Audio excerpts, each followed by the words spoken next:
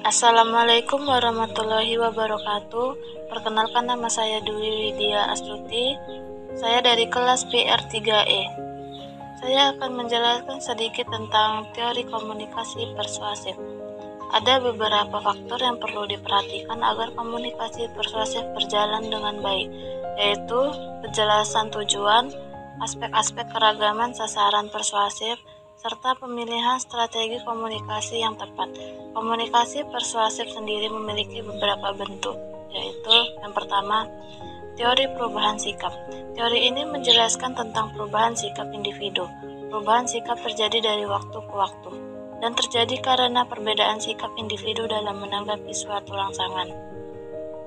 Yang kedua, konsisten efektif kognitif. Konsistensi efektif merupakan sikap yang mengacu pada perasaan, emosi, atau nilai seseorang. Yang ketiga, teori belajar. Berbicara mengenai kegiatan seseorang untuk mengubah perilaku, kegiatan belajar akan selalu diikuti dengan perubahan baik secara kognitif, psikomotor, maupun efektif.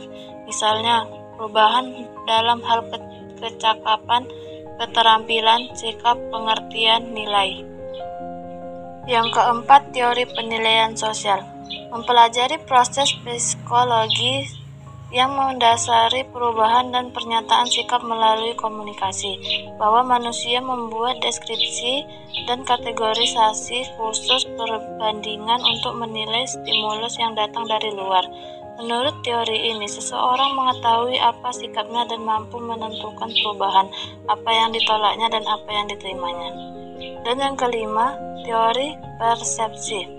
Teori persepsi berbicara tentang keinginan seseorang untuk membentuk sesuatu, sehingga diciptakanlah suatu persepsi. Persepsi ini membuat seseorang berusaha agar tujuannya tercapai. Keenam, teori keseimbangan.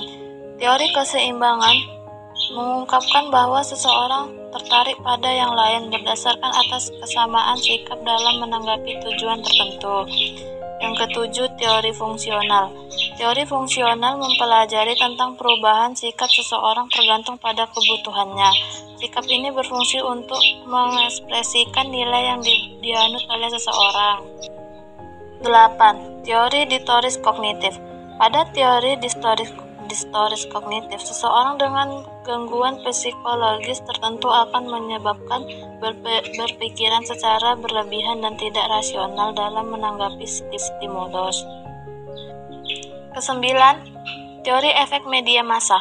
Efek media massa merupakan dua topik utama yang berkaitan dengan kajian media selain psikologi media, teori komunikasi, dan sosiologi. Topik-topik tersebut menekankan hubungan antara efek media massa dan budaya media terhadap pemikiran, sikap, dan perilaku individu atau khalayak. Pengaruh media yang ditimbulkan oleh pesan media menghasilkan perubahan sikap atau penguatan terhadap keyakinan khalayak. Sementara itu, efek media adalah efek yang dapat diukur sebagai hasil dari pengaruh media atau pesan media. Hanya sekian teori yang dapat saya sampaikan. Wassalamualaikum warahmatullahi wabarakatuh.